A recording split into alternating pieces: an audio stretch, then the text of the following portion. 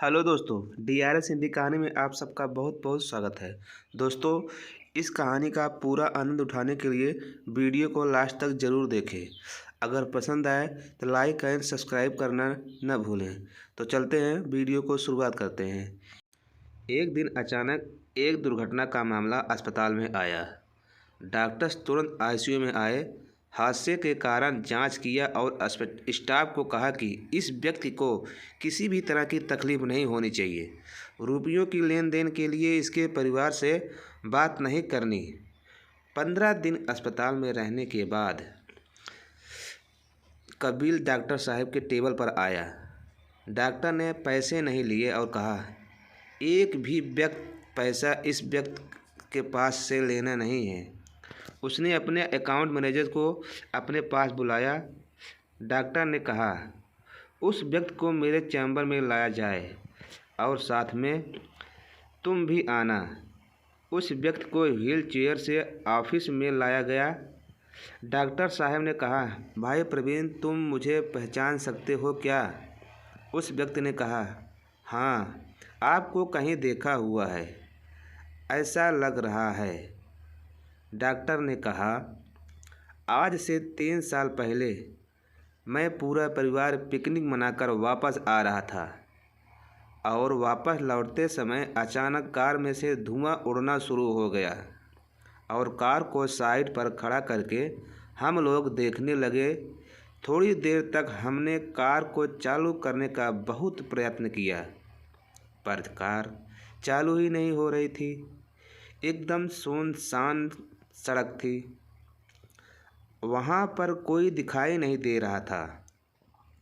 सूर्य भी अस्त होने की तैयारी कर रहा था। परिवार का हर एक सदस्य के चेहरे पर चिंता छा गई थी। पत्नी, लड़के और बच्चे भगवान से प्रार्थना कर रहे थे और थोड़ी ही समय में चमत्कार हुआ। वहाँ से कोई लड़का बाइक पर निकला। उसके कपड़े बहुत ही खराब दिखाई दे रहा था। हम सब ने दया दृष्टि अपने हाथ ऊपर किए। वह तुम ही थे। तुमने रास्ते पर रुककर हमारे परेशानी का कारण पूछा था। तुम कार के पास आए और अचानक कार का बोनट खोलने के लिए कहा और चेक करने लगे। उस समय तो हमारे परिवार के लिए भगवान से कम नहीं थे, क्योंकि अंधेरा होने वाला था। 10 मिनट तक कोशिश करने के बाद तुमने हमारे कार को चालू कर दिया और हमारे सबके चेहरे पर आनंद छा गया था। मैंने अपना बटुआ निकाला और पहले कहा, तुम्हारा खूब खूब आभार। कहीं पर रुपयों से ज़्यादा तो समय की कीमत होती है। तुमने हमारे मुसीबत के समय हमारी मदद की थी और उसकी कीमत मैं रुपयों से नहीं तौल सकता। लेकिन फिर भी मैंने आपको पैसा देने के लिए अपना हाथ बढ़ाया था।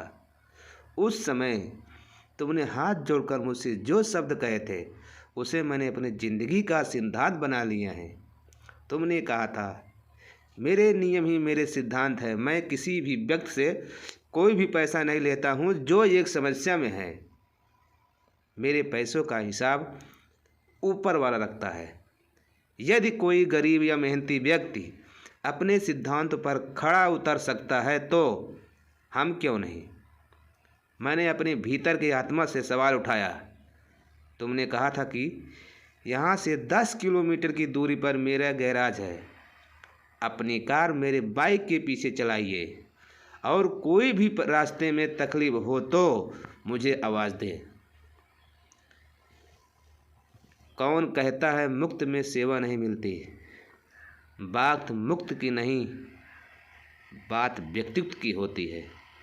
दोस्त, ऐसा हुआ 3 साल हो गए हैं, पर मैं तुम्हें और तुम्हारे शब्दों को अभी तक भूल नहीं पाया हूँ।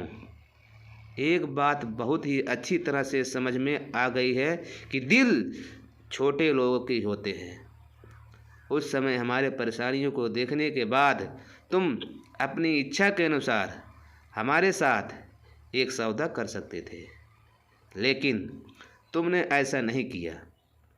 सबसे पहले बिना किसी प्रलोभन के कार को ठीक किया और हमें घर तक पहुंचने के लिए सहायता किया। यह अस्पताल मेरा है, इसलिए तुम यहाँ के मेहमान हो और तुम्हारे पास से रुपए और लेने का ज़रूरत नहीं है। उस व्यक्ति ने कहा, डॉक्टर साहब, डिस्काउंट के लिए साथ ले लीजिए, पर ले लीजिए। डॉक्टर ने कहा, मैंने उस समय अपना पहचान या कार्ड नहीं दिया था, क्योंकि उस समय तुम्हारे शब्दों ने मेरे आंतरिक आत्मा को हिला दिया था। मैंने बस भगवान से इतनी प्रार्थना की थी कि हे भगवान, उस व्यक्ति का ऋण चुकाने का मौका मुझे भी दे दो। मैं खुद को भाग्यशाली समझूंगा। और आज 3 साल के बाद भगवान ने मेरी यह प्रार्थना सुन ली। इसे सिर्फ एक प्रकृति का संकेत समझें। दोस्त, तुम्हारे ही शब्द आज तुम याद करो। मैं किसी भी परेशान व्यक्ति से कोई पैसा नहीं लेता। मेरी पैसा वापसी का हिसाब ऊपर वाला रखता है। अपनी पैसा वापसी की गणना करने के लिए ऊपर वाले ने मुझे भेजा है, ऐसा मान लो। अकाउंट मैनेजर डॉक्टर साहब के सामने देखता रह गया। डॉक्टर कहते हैं, प्रवीण, कोई भी तकलीफ होती है तो इधर आ जाना और मुझे कहना। अकाउंट मैनेजर के कंधे पर हाथ रखकर डॉक्टर ने बोला, किसी भी सुधार के लिए किसी मठ या गुरु की ज़रूरत नहीं होती है। कभी कभी हम में से छोटे छोटे व्यक्ति भी हमारे आंतरिक आत्मा को जागरूक करते हैं। प्रवीण चैम्बर में रखी गई कृष्ण भगवान की छवि को हाथ जोड़कर प्रार्थना करता है और कहता है कि कौन कहता है अच्छे या बुरे कर्म आप गिनते नहीं हैं। हाँ, इसमें समय लग सकता है, लेकिन रुचि के साथ बुरे या अच्छे कर्मों का जवाब जरूर मिलेगा। तो दोस्तों, यह कहानी आप सबको कैसी लगी हमें कमेंट में ज़रूर बताएं। दोस्तों, अगर कहानी पढ़ना या सुनना आप लोग को पसंद करते हैं तो हमारे चैनल को ज़रूर सब्सक्राइब करें। तो मिलते हैं आप सबसे अगले वीडियो में। तब तक के लिए नमस्कार। जय हिंद, जय भारत।